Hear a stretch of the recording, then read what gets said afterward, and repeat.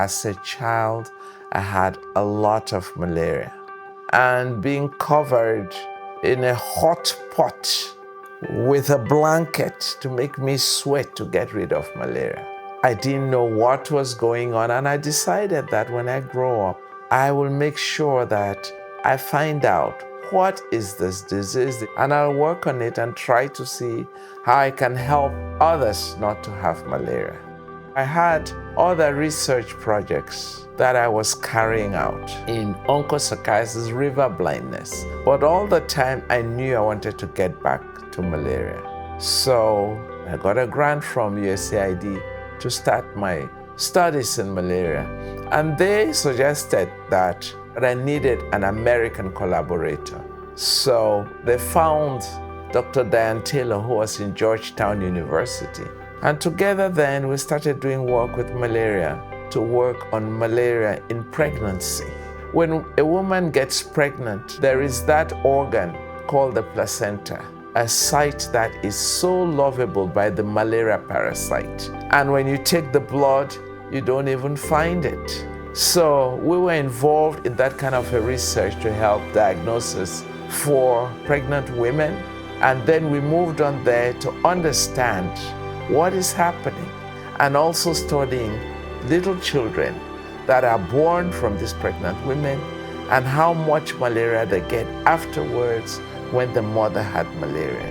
We were able to enable WHO to revive its strategy for treating malaria in pregnant women. And I like to also relate this to equity, science-driven research, which is taking it from the science, from the bench, to the community.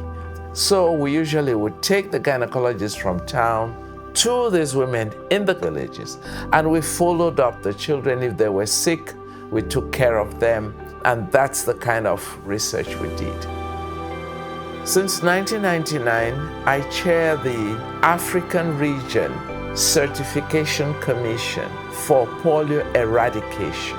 And so we got to a point where we are still indigenous wild poliovirus free, and we really cross our fingers that we can stay that way all the time. We are very optimistic that one day also, just like smallpox was gone, polio will be gone. As far as malaria is concerned now, with the vaccine that we have, others are also in the pipeline. And if these tools are working together and communities understanding that we can eradicate malaria, and the government's all working towards eradication, I believe we will get to eradication of malaria. We will get there. I am women rising, rising, rising. I am women rising, shall never fall. I tell the women, have the goal you're working towards and strive for excellence. Make sure you have a mentor. So we're able to form the Higher Women Consortium. It's holistic mentorship about anything you want to talk about. It's not just for science. We're about 150. So this has helped to bring the women together. I like to look at everything that's against my work, the frustrations, I like to turn them all to opportunities. And if a door closes, I look for a window that opens.